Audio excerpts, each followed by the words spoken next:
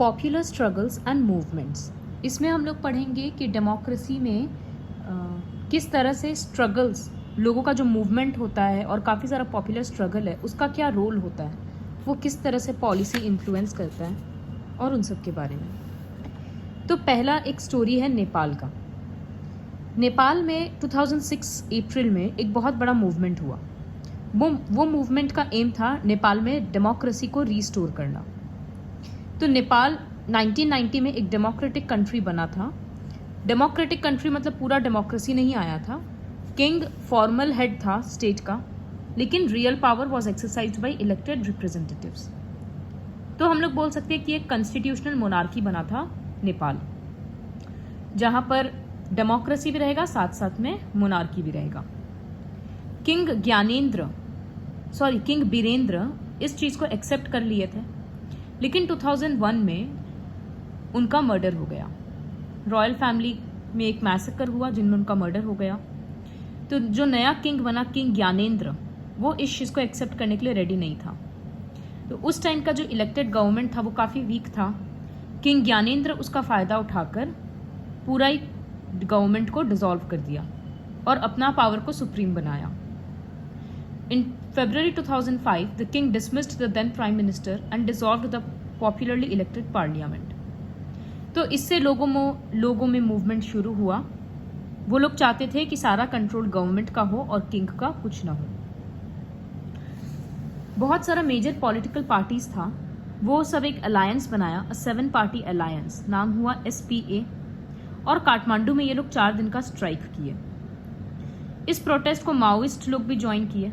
Maoist कौन होते हैं? देखो यहाँ लिखा है, ये लोग, माओ बोलकर एक चाइनीज लीडर था, उसका रेवोल्यूशन में विश्वास रखने वाले ये लोग होते हैं। ये लोग गवर्नमेंट को हटाकर खुद रूल करना चाहते हैं। ये लोग चाहते हैं कि वर्कर्स और पेजेंट्स, जो भी गरीब लोग हैं, उन लोगों का रूल हो। और ये लोग इस चीज़ के लिए वेपन्स वगैरह भी यूज़ करते हैं, अटैक करते हैं दूसरों पे। तो माओइस्ट भी इस मूवमेंट को ज्वाइन किए, लोग भी ज्वाइन किए, लोकल पीपल। किस तरह से वो लोग भी कर्फ्यू में ज्वाइन करते, कर्फ्यू वाले दिन रास्ता में बाहर आते, इस तरह से। तो जो सिक्योरिटी फोर्स था नेपाल का, वो इतने लोगों को कंट्रोल नहीं कर पा रहा था। लैक्स पीपल आ रहे थे। एक बार तो 21 अप्रैल को 5 लाख पीपल गैदर हो गए और वो लोग सब किंग को फाइनल अल्टीमेटम दिए कि तुम अपना सारा पावर डिसॉल्व करो। किंग अगर आकर बाहर कुछ भी एड्रेस करता या वो बोलता कि ठीक है तुम लोग स्ट्राइक कॉल ऑफ करो, हम कुछ सोल्यूशन ढूंढेंगे, तो लोग उस बात को एक्सेप्ट नहीं कर रहे थे। तो finally on 24 April 2006, the last day of the ultimatum, the king was forced to concede all the 3 demands. तो SPA के द्वारा गिरिजा प्रसाद कोइराला को न्यू प्राइम मिनिस्टर चुना गया ऑफ द इंटरिम गवर्नमेंट। मतलब वो जो टेम्पररी गवर्नमेंट बना, उसका प्राइम मिनिस्टर कोइराला बना।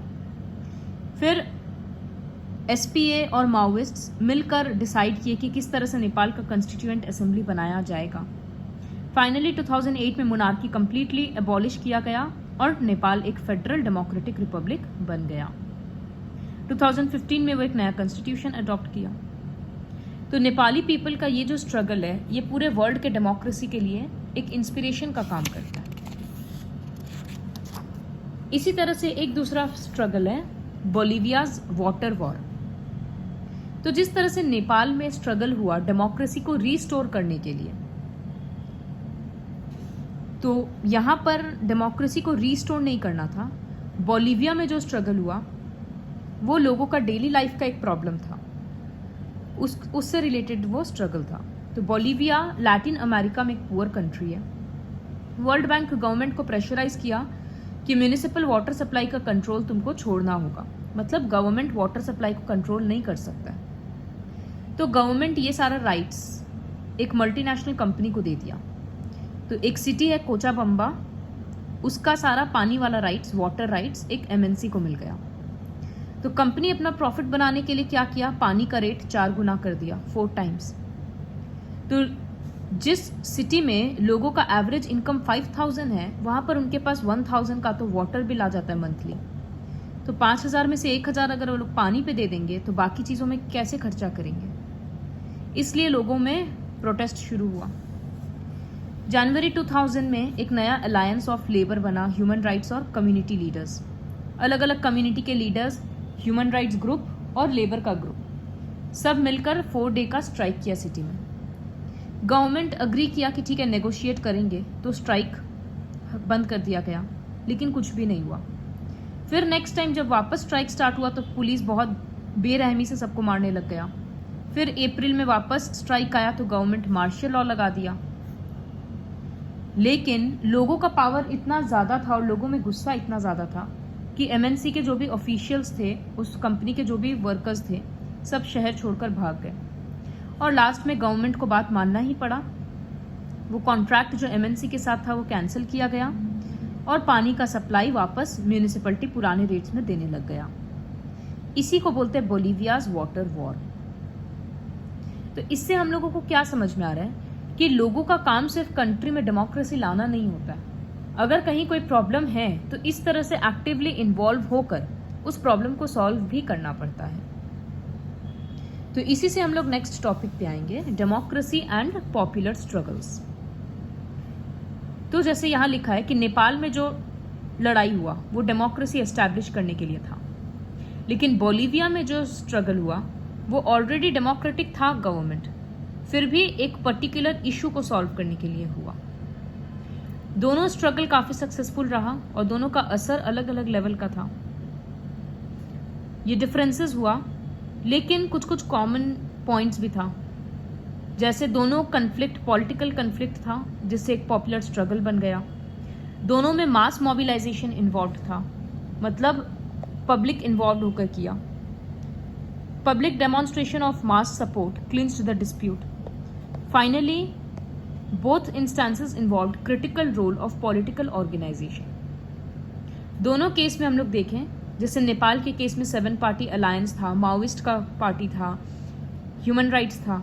इसी तरह से इसमें भी अलग अलग था, कम्युनिस्ट लीडर्स थे, ह्यूमन राइट्स का ग्रुप था, लेबर का ग्रुप था।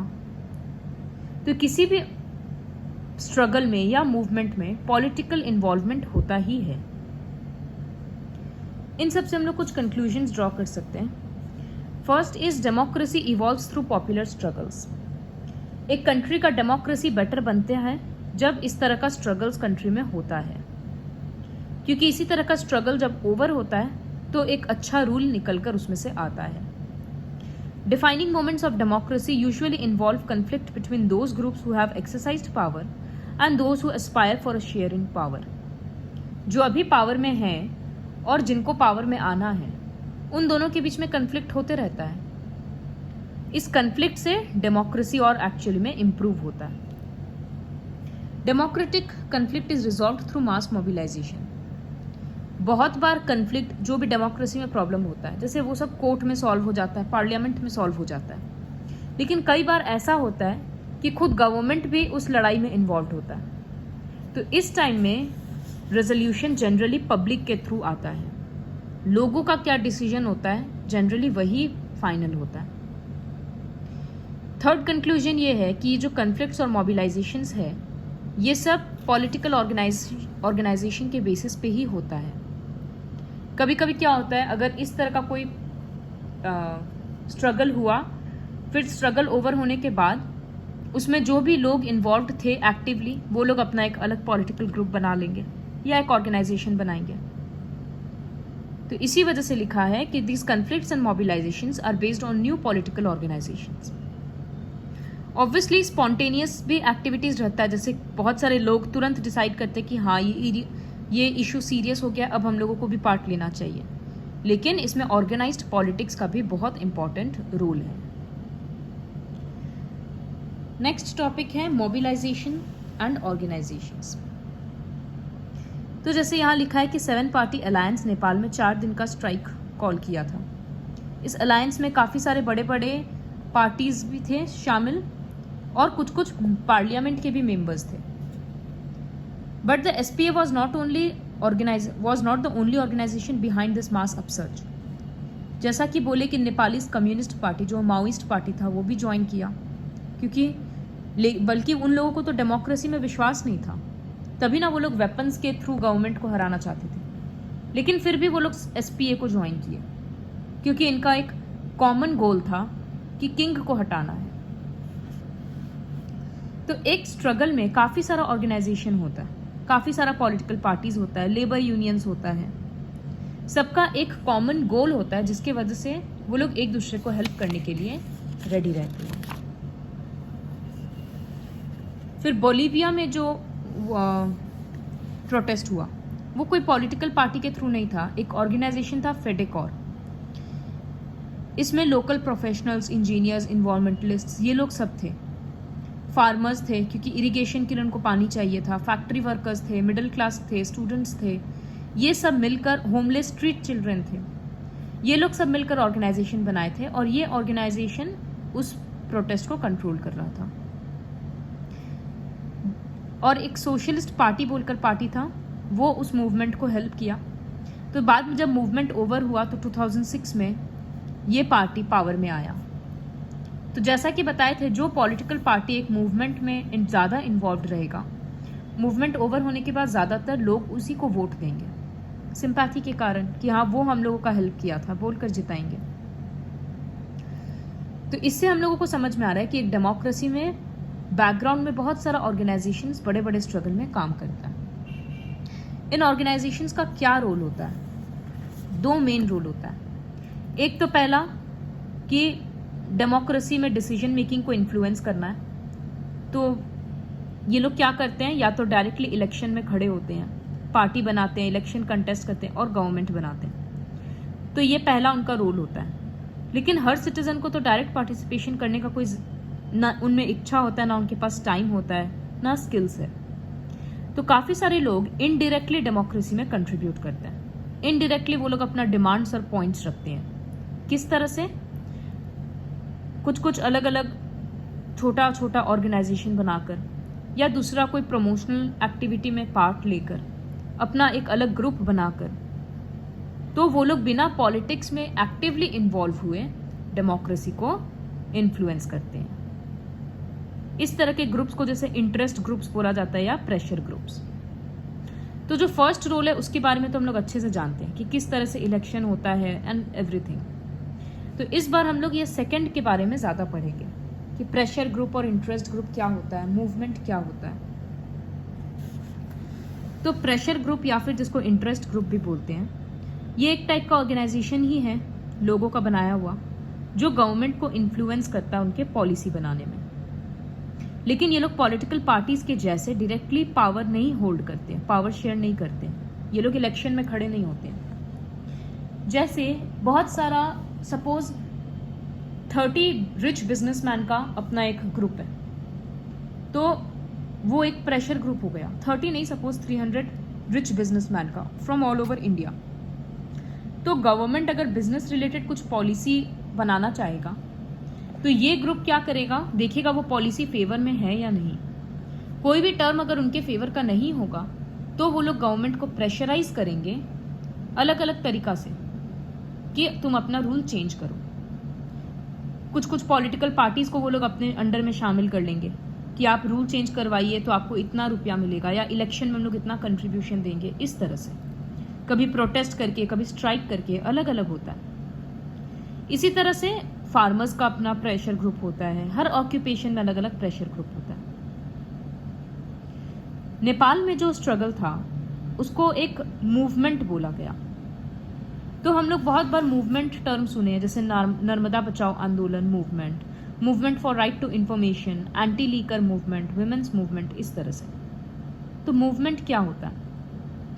जैसे एक इंटरेस्ट ग्रुप का काम था पॉलिटिक्स को इन्फ्लुएंस करना, ठीक उसी तरह से मूवमेंट भी इन्फ्लुएंस करता है, वो भी इनडायरेक्टली पार्ट लेकर। लेकिन तो ये दोनों में सिमिलैरिटी हुआ, इंटरेस्ट ग्रुप और मूवमेंट में।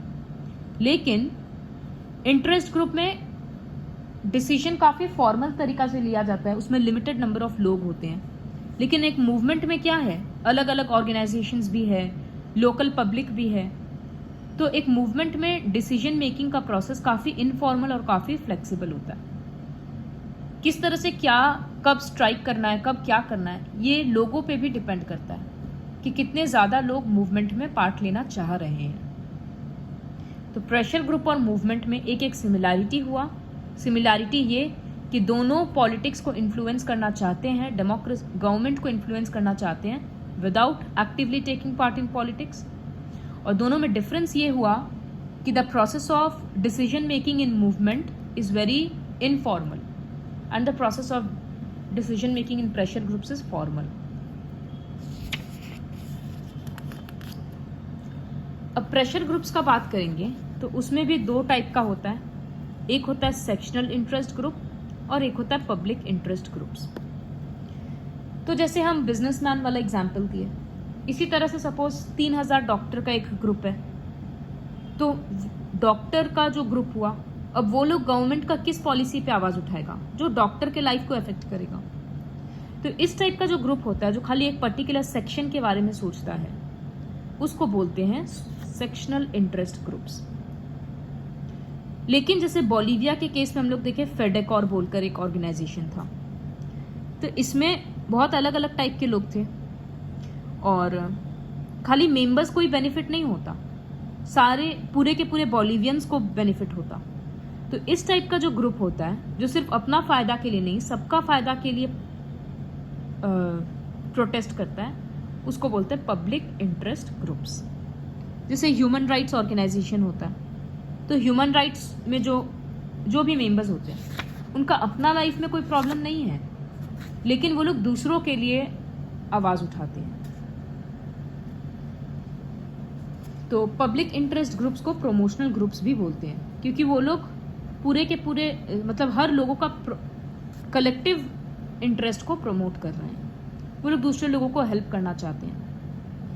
अब जैसे बैकवर्ड मेंबर्स का एक ग्रुप है, तो अगर वो लोग कोई प्रोटेस्ट कर रहे हैं, कोई रूल चेंज करवाना चाह रहे हैं, इससे उनके लाइफ में तो फायदा होगा, लेकिन पूरा का पूरा बैकवर्ड क्लास को फायदा होगा, जिसमें बहुत सारे लोग हैं। इन जनरल ह्यूमैनिटी को फायदा होगा, सोशल जस्टिस आएगा, सोशल इक्वालिटी आएगा, तो वो भी पब्लिक इंटरेस्ट ग्रुप में ही आएगा। एक एग्जाम्पल है उसका BAMCEF, backward and minority communities employees federation. तो हम लोग पब्लिक इंटरेस्ट ग्रुप और सेक्शनल इंटरेस्ट ग्रुप के बारे में पढ़े। फिर मूवमेंट में हम लोग देखेंगे, पहले जो मूवमेंट पढ़े थे तो उसमें भी दो टाइप का होता है। एक होता है इशू स्पेसिफिक मूवमेंट, जिनका टारगेट होता है सिर्फ एक इशू को सॉल्व करना एक लिमिटेड टाइम में। जैसे नेपालीज का मूवमेंट था, उन लोग का सिर्फ एक पर्टिकुलर ऑब्जेक्टिव था, किंग को हटाना है, डेमोक्रेसी लाना है। तो वो लोग लिमिटेड टाइम फ्रेम में थे कि इतने दिन में स्ट्राइक करना है, गवर्नमेंट पे ज़्यादा प्रेशर, किंग पे ज़्यादा प्रेशर बना रहा, और इस तरह से उनको पता था इशू अगर ज़्यादा जल्दी सॉल्व नहीं हुआ तो फिर उसको दबा दिया जाएगा। नर्मदा बचाओ आंदोलन इसके लिए था कि नर्मदा रिवर के ऊपर डैम नहीं बनाने दिया जाएगा, सरदार सरोवर डैम का कंस्ट्रक्शन रोकना था, सारा नेगेटिव पॉइंट्स उसका दिखाकर। बाद में ये मूवमेंट हालांकि बहुत स्प्रेड हुआ और समझ में आया कि डैम बनाने से इन जनरल आसपास में क्या प्रॉब्लम होता है, लेकिन जो इस टाइप का इशू स्पेसिफिक मूवमेंट होता है, इसका एक्टिव लाइफ काफ़ी शॉर्ट होता है, कुछ महीना तक के लिए ही इस पर सबसे ज़्यादा अटेंशन दिया जाता है। इसमें एक क्लियर लीडरशिप होता है और बहुत सारे ऑर्गेनाइजेशन इन्वॉल्व होते हैं। लेकिन कुछ कुछ मूवमेंट्स होता है जो लॉन्ग टर्म होता है और जिसमें एक से ज़्यादा इशू है, जैसे इन्वायरमेंटल मूवमेंट। अब इन्वायरमेंट को प्रोटेक्ट करना है तो उसमें 100 तरह का और इशू है, इतना सारा हज़ारों तरह का, लाखों तरह का अलग अलग ऑर्गेनाइजेशन है जो अलग अलग लेवल पे काम करता है। एक ऑर्गेनाइजेशन दूसरा को नहीं भी जान सकता।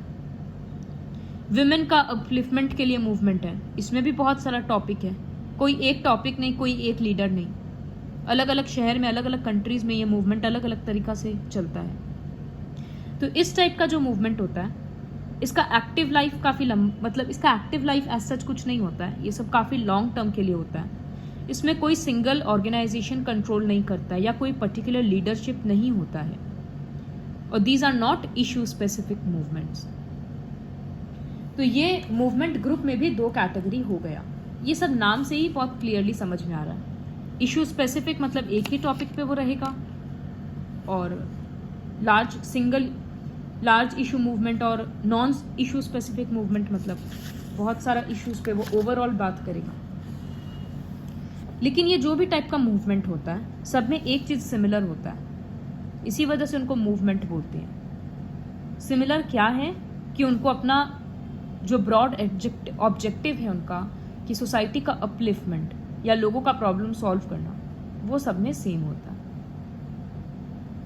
कभी कभी क्या होता है, these broad movements have a loose umbrella organisation as well, जैसे national alliance for people's movements, ये एक ऑर्गेनाइजेशन का भी ऑर्गेनाइजेशन है।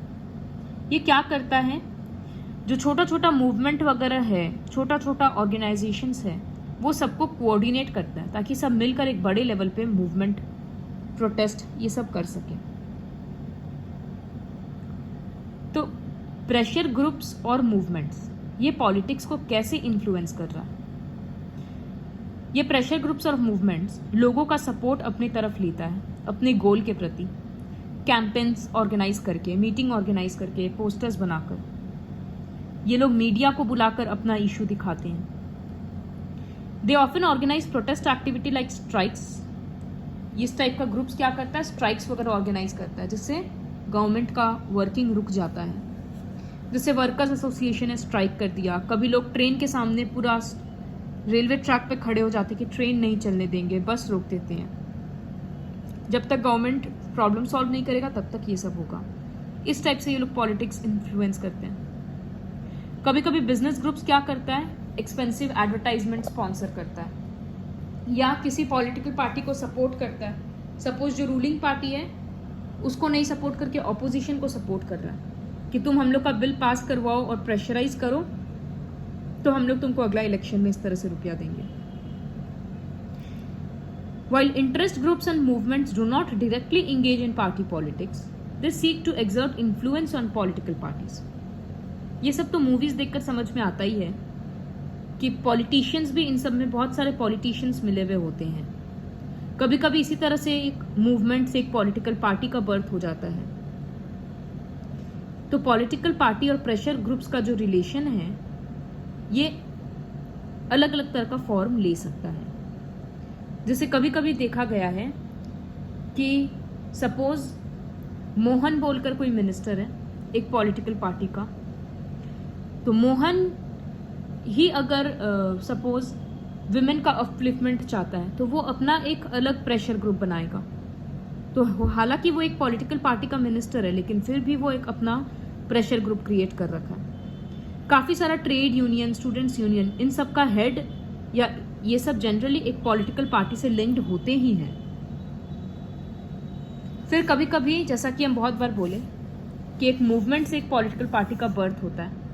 जैसे आसाम में एक मूवमेंट था, led against the foreigners, came to an end, और उससे एक पॉलिटिकल पार्टी का बर्थ हुआ आसाम गण परिषद। फिर तमिलनाडु में जो पॉलिटिकल पार्टीज है, डीएमके, एआईडीएमके, ये सब भी काफ़ी दिन तक, काफ़ी सालों तक मूवमेंट चला, तो उसके वजह से ये पॉलिटिकल ग्रुप फॉर्म हुआ। तो पॉलिटिकल पार्टी और इंटरेस्ट ग्रुप के बीच का रिलेशन इतना डायरेक्ट नहीं होता है। कभी कभी वो लोग एक दूसरे को अपोज भी करते हैं और कभी कभी वो लोग एक दूसरे के साथ भी रहते हैं। तो काफ़ी कॉम्प्लिकेटेड रिलेशनशिप है।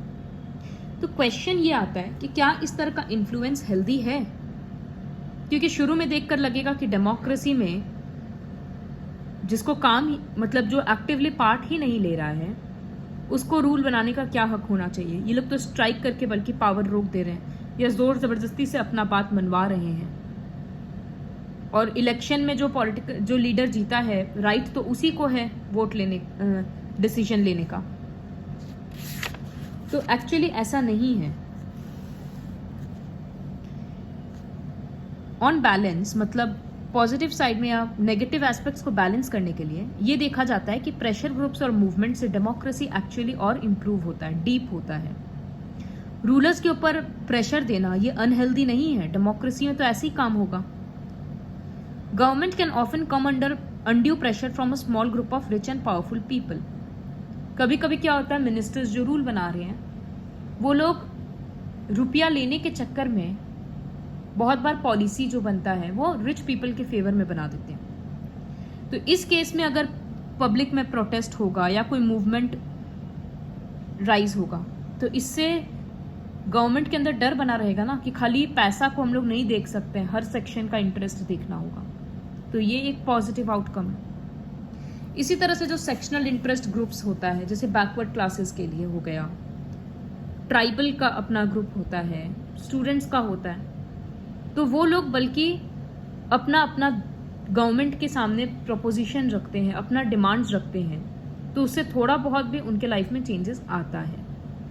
अगर कोई एक ग्रुप प्रेशर डाल रहा है गवर्नमेंट के ऊपर कोई पॉलिसी बनाने के लिए जो उसके फेवर में हो, तो दूसरा वाला ग्रुप प्रेशर डालेगा कि ये पॉलिसी इस तरह से खाली नहीं चलेगा। तो गवर्नमेंट क्या करता है, सब तरह का सुन के फिर उसको भी ज़्यादा आइडिया होता है कि किससे किसको क्या बेनिफिट है और लॉस है। तो एक बैलेंस मेंटेन रहता है फिर डेमोक्रेसी में। तो ये था पूरा chapter popular struggles and movements.